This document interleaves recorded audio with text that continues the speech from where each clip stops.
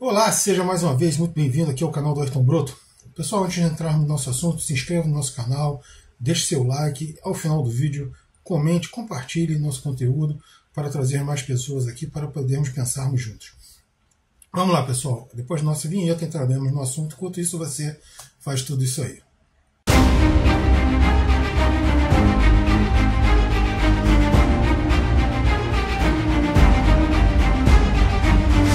Pois é, pessoal, o assunto que nos traz hoje aqui é essa tentativa do governo de não aplicar os tetos constitucionais, ou melhor, os mínimos constitucionais de educação e saúde que voltaram a valer após o final do teto de gastos.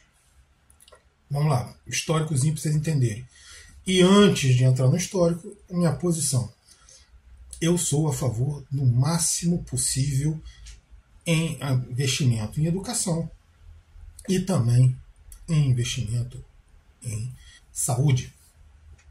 Por quê? Porque o povo precisa ser saudável física e mentalmente para poder desenvolver o país. Mas não só isso, precisamos também de infraestrutura, precisamos de investimentos em pesquisa, tecnologia, em produção, e não apenas em produção agropecuária e mineral, precisamos de produção industrial. Tudo isso para poder ocupar essas pessoas de corpo e mente sãs. Mas vamos lá agora ao que interessa sobre esse assunto. Lá em 2016, o governo que derrubou Dilma Rousseff e assumiu a governança do país, aproveitou aquela onda que se formou e meteu o goela abaixo do povo brasileiro, com muito pouca reação, algumas reformas terríveis. A trabalhista foi uma delas, e a outra foi a reforma do teto de gastos, chamada PEC do fim do mundo. Por que PEC do fim do mundo? Porque o teto de gastos que foi colocado é o seguinte: você pega o orçamento do ano anterior, ou seja, que está vigente este ano, aplica a projeção de inflação do ano e este vai ser o teto de o orçamento do ano seguinte. Então, assim, o orçamento que está valendo esse ano, existe uma lei. Isso não é aleatório, não é aquele orçamentozinho de empresa que você faz do jeito que você quer. Você pega, não, tem precisando mais ali, tira daqui, bota para.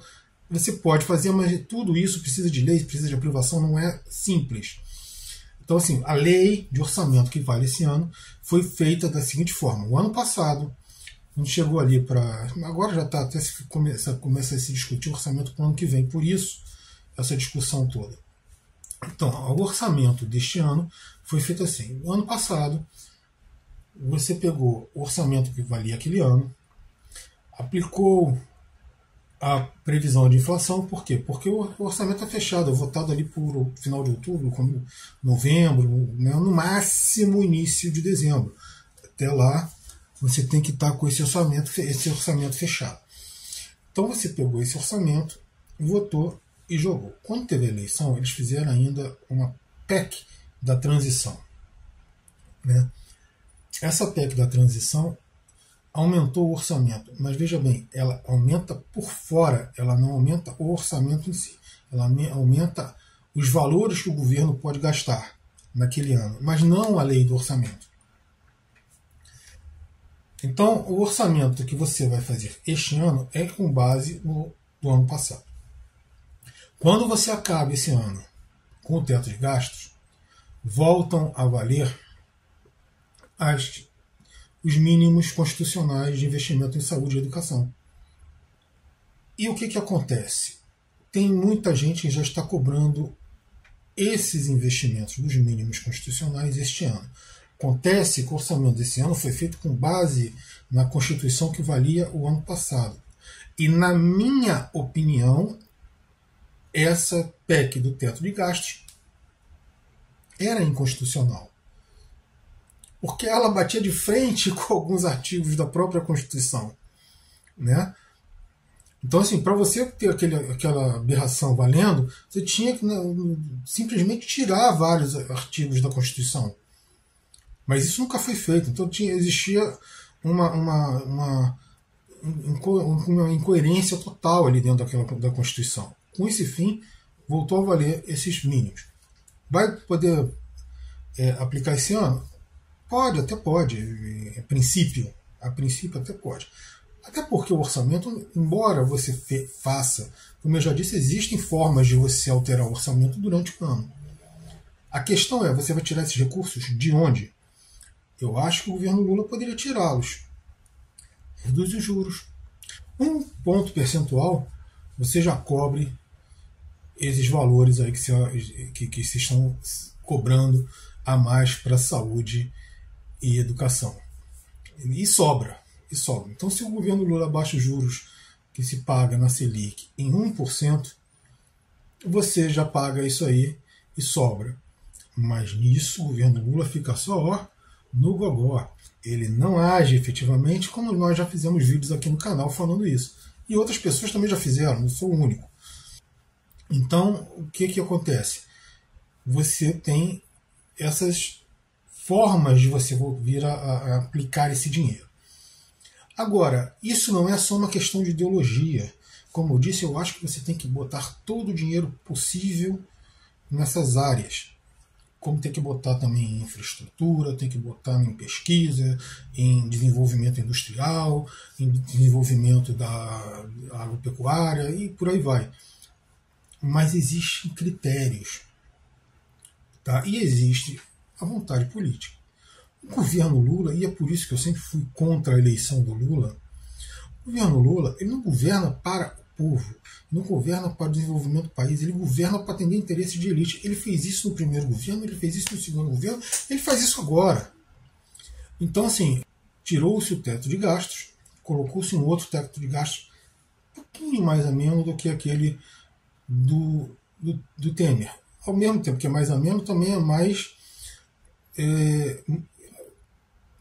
ácido. Por quê? Porque se você errar, você pode ser penalizado no ano seguinte. Do Temer não, você simplesmente errou, você faz um acordo com o Congresso, bota mais dinheiro ali e acabou. Esse não, se você errar, você pode ser penalizado. Ele é mais draconiano até. Mas vamos lá, vamos partir do princípio que ele seja um pouquinho melhor. Você agora tem essa oportunidade, você tem que pegar o orçamento desse ano, que você vai preparar para o ano que vem. Esquece aquela história de inflação, de inflação. Você tem que projetar o seu orçamento do ano que vem, quanto você vai arrecadar, quanto você vai pagar de juros, quanto você vai pagar disso. E aí você vai ver quanto sobra para saúde, educação, infraestrutura e tudo mais. Segurança, né, para essas coisas todas. E esse é o orçamento. O orçamento meio que volta a ser feito da forma antiga. Porque eu tenho que, agora, não é simplesmente pegar, joga a inflação, a previsão de inflação desse ano, joga e repete. Então era muito fácil você fazer um orçamento. Você pegava o orçamento que estava em vigor, jogava a perspectiva de inflação e jogava para o ano seguinte. Não tinha nem discussão. A princípio não tinha nem discussão no Congresso. Agora não, eu tenho que fazer uma previsibilidade de arrecadação. Eu posso, através dessa previsibilidade, eu posso ter até 2,5%, posso investir acima. E aí o que eu posso fazer? Eu agora vou ter que discutir com o Congresso. Né? Só tem um detalhe.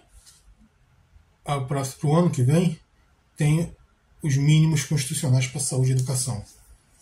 Então, diminuiu mais aquilo que você vai discutir. Mas nada disso tem muito valor se você não reduzir o juro que se paga na dívida brasileira.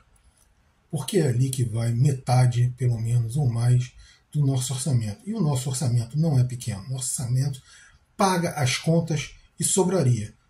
Mas eu estou pagando uma dívida absolutamente desnecessária. Não que ela não tenha sido feita. Ela foi feita, essa dívida. Só que ela não foi feita para cobrir os rombos que tanto falam. Ela foi feita para atender interesses particulares de uma minoria do país. Esse é o nosso grande problema. Enquanto não se resolver isso, enquanto não se resolver a parte fiscal realmente do país, você vai ficar chovendo no molhado. Porque esses valores aí de 15%, 18%, tudo isso em cima disso aqui do orçamento. É uma merrequinha que você está discutindo. A merrequinha em termos do orçamento brasileiro, que vai a mais de 4 trilhões de reais. Se você está falando mais de 4 trilhões de reais e você está discutindo 18 bilhões, tá, 18 bilhões é muito dinheiro. Mas o que é 18 bilhões frente a mais de 4 trilhões? Não é nada. E é isso que nós temos que começar a atentar. O Brasil precisa voltar a discutir o Brasil realmente. Não separar um monte de dinheiro para 1% da população, ou menos de 1% até, e uma merrequinha ficar se batendo, 99% da população ficar se batendo por uma merrequinha. É isso que nós temos que ver no país. Valeu, pessoal. Obrigado pela presença de vocês aqui e até o nosso próximo vídeo.